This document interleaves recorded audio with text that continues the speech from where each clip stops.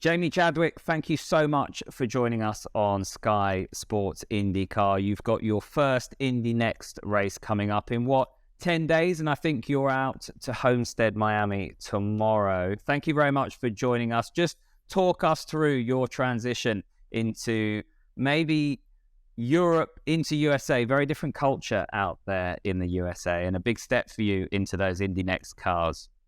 Yeah, big step. But a step I'm really looking forward to. It kind of came about, I've always had my eye on the States, and it's always been something that I've looked at, but never really had the opportunity to get over there. So last year I did a test with Andretti, started the conversation, enjoyed the test a lot, really liked the car, liked the experience. And from there, it kind of became a process of how can we make this work? And yeah, just very, very happy that we managed to get everything in place. And yeah, I can be saying in 10 days' time, I'm going to be doing my first Indy Next race.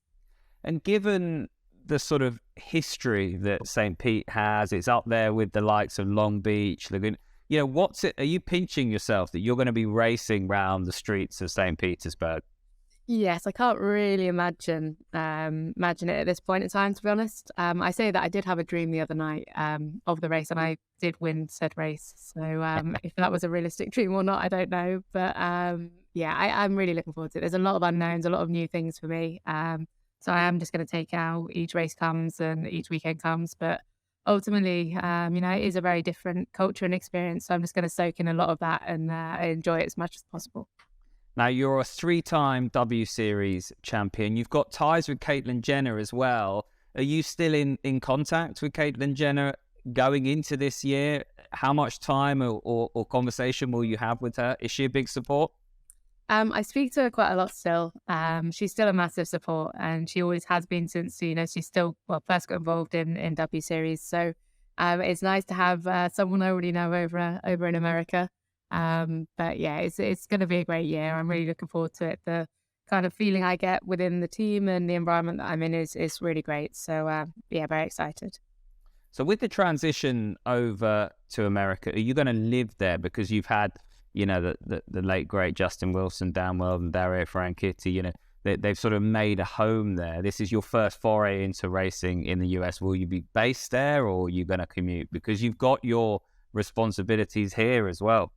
I do. I've got a great relationship with William still. So I still have, like I said, responsibilities over this side of the pond. And to be honest, I don't see it as black and white as being you're either in America or you're not. I kind of like the idea of trying to make the best of both worlds. But that said, I want to, immerse myself as much as possible in the environment and with the team. So I will have a base over in America, but I do plan to kind of mix and match where I can as well.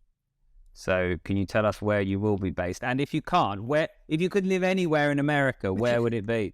I'll tell you at the end of the year where my ultimate would be, because I'm sure I'm going to experience a lot more of it. A lot of people start in Indy and then relocate to sunnier climates. I've noticed, they start in Indy and then quite quickly find themselves in Florida or, like you said, somewhere a bit warm. But I think Indy, for the purpose of, while I'll be in the States, immersing myself with the team, getting as much experience as I can, Indy, fits all those bills. So I think Indy initially would be kind of where I'd be based. But there's so many cool places in the States that, like I said, I'm really excited to see this year. And once I've done that, I'll report back as to where my favorite place is. And we've talked about the nostalgia around tracks like St. Pete. You're racing for one of the biggest powerhouses, one of the most famous names in global motorsport, not just in America. What's that like, and how much of the sort of Andretti family have you been introduced to? It's very cool. So much history there, and it does really stem down from Mario and Michael. They've created so much legacy and history within the team. It's a very special feeling walking in to the factory sort of the first day. Similar, I get the feeling, when I joined Williams for Thursday, you kind of see so much history, and that does make a difference to your approach and the work that you put in as an individual. You just want to do them, or do the best job you can for them and represent them as best as possible. So I've got a great feeling in that sense. I'm very excited to kind of immerse myself with them as much as possible this year, and get to know the Andretti family as much as I can. And how well do you know your teammates? One of them's a Brit, One of them was Rookie of the Year last year. The team's won the championship 3 out of the last 4 years. A lot of experience there. How well do you know them? And I suppose it's important to have an experienced teammate there, and that's going to help your learning curve. Yes, it definitely is important for that experience. And Hunter has good experience within the team, and he's a pretty open book when it comes to giving advice. It makes me laugh because whilst I'm going over to America, I've managed to take a British driver as well with me. I've got a British teammate, an Irish teammate, and an Australian. So I've avoided the Americans. But even still, they're a really good group, actually. I know Louis pretty well from stuff we've done together over in the UK, and James as well, coming from Ireland, second year, brings experience. So it's a really good team dynamic. I've got a really great relationship with my engineer, Andy. He's got a lot of experience in IndyCar, coming or stepping down into the Indy NXT team. So I'm a bit sport with the team I have. So like I said, I just want to do the best job I can with them. And have you got any mentors over there? Obviously, you've got a huge amount of experience within the team. You've got some huge names within the team. But have you had that sort of quiet conversation? Have you got that trusted space with, a bit like Dario Franchitti works with the Chip Ganassi drivers? Have you got that with anyone yet? Yeah, a little bit. I mean, it's fun because I feel like everyone's such an open book over there. I don't know whether that's going to change as the season starts, but everyone I speak to, give really, really good advice. And Dario is a good friend of mine. He's been a big supporter of, this transition and helped a lot. As well, anyone, like I said, I have a conversation with, whether it's, Felix, Rosenquist I spoke to the other day. Like I said, they are open books, which is not something I've been used to. So it's refreshing to have that.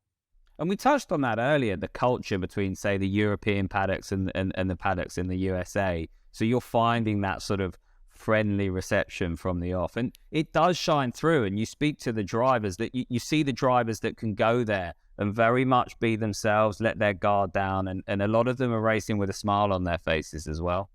I think that's the key, to be honest. And especially for me, I know we've worked together before. I always work best when I'm enjoying what I'm doing. And the environment is such that I can have that room to actually enjoy it and relax into it. And I think you get that in the paddock over there. They all go racing because they love it. They go racing for the right reasons. There's a little bit less of the stress that maybe you experience over in Europe. And I guess as well, the culture of racing, like I said, revolves around obviously winning, but just being involved in such a great sport. So you feel that through and through, and that's really important for me.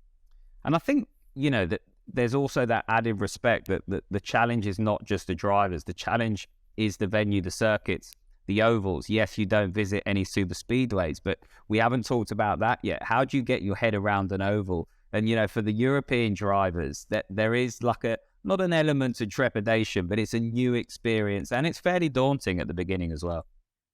Definitely. And to be honest, I've not even driven an oval yet. So I will tell you after my first experience. But from my point of view, I'm in a great environment to learn all of this. I feel great that I get to do it in Indy Lights, to be honest, or Indy NXT, sorry, before jumping in IndyCar. I look at some of the guys that go straight to the 500, having never driven an oval, and that I can imagine being pretty serious stuff. So I've got a lot of learning room to have, and I'm just going to enjoy it, to be honest. I think it is so cool what we get to experience in this championship, the venues we go to, the tracks we go to, that whilst some will be more challenging than others, I think just enjoying it is the main thing.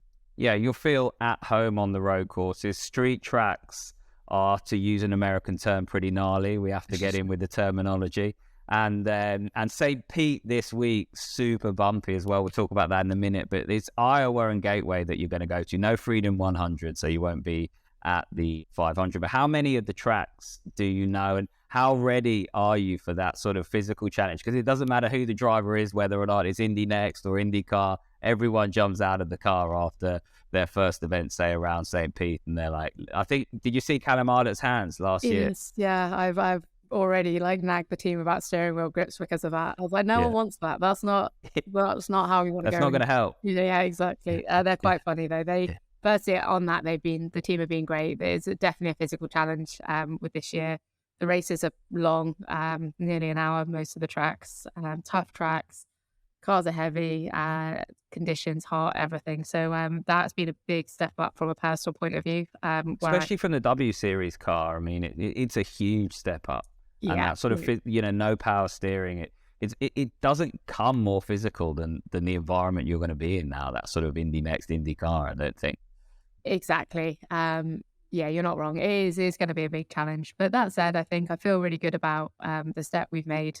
Personally, this work that I put in over the winter, I don't think anything's going to fully prepare me for that first race. It's definitely a bit of a baptism of fire, especially the first two races, actually, Barber being the second race. I tested there at the end of last year, and that's another physical challenge. But it all feels possible. You know, I look at it and I love cycling, and I never set myself, I can go out on my bike for a long time and I never set myself something that I feel is impossible, but it's a challenge. And that's kind of how I feel about this. I will always get it done, whether I'm doing it like perfectly. But it's the same for all the drivers, isn't it? And what I like about the drivers in America is they're not kind of scared to say, this is really hard. I remember Will Power at Barber last year saying, I'm hanging on here.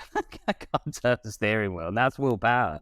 Exactly. And that helps as well. Not being afraid to say there is a challenge. But I think that aside, just learning a lot of the tracks. I've been to Barber, I've been to Indianapolis Road Course, but that's it out of the ones we race at. So especially the cheat tracks, you know, there's definitely going to be a lot of learning going on that Friday practice. But again, it's a challenge that I see being really possible and also more rewarding. You know, if I can take this challenge and step up to it, then it's going to reap its rewards.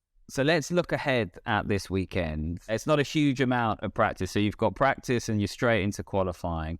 How well, you don't know this circuit, how well have you been able to prepare in terms of simulation, that kind of thing? Done a bit on the simulator. The sim models for St. Pete aren't probably quite as close to being a street track. But still, I feel pretty good that, you know, I've got a lot of resource in terms of the team to prepare as best as possible. And then, I think the rest is just get there and jump in at the deep end and go with it. You know, what will be. But like I said, I'm in a great environment to learn as much as I can. Have you watched the races back? You know what happens down at turns 1 to 3, right? Yeah, I've watched them back. There's a lot of new things with the racing as well. The rolling starts. I've never done a rolling start outside of GT racing. Some of the rules are a bit different, but I mean that's and the terminology. Have you come across the term stickers yet? Yeah, that was stickers on it. Yeah, that was the first one that I got. Stickers straight away. It's great. And then there's quite a few. But I'm getting there. Apparently, I come back, and it's slightly concerning that people are already saying I've got this kind of American twang. I'm going to ask you, and I know it's a difficult question for you, but F1 or IndyCar, where are you building to now? I wouldn't be as black and white as that, to be honest. Yeah. I really wouldn't. I'm a strong believer that if I can have success, well, even in the Indy Next Championship to start off with, the doors will hopefully open. I hope both sides of the pond. At the moment, my opportunity is in America, and I'm really excited by that. I'd love to race in IndyCar, but, you know, if I'm having success and the opportunity comes, then, F1 has got to be the ultimate goal for sure.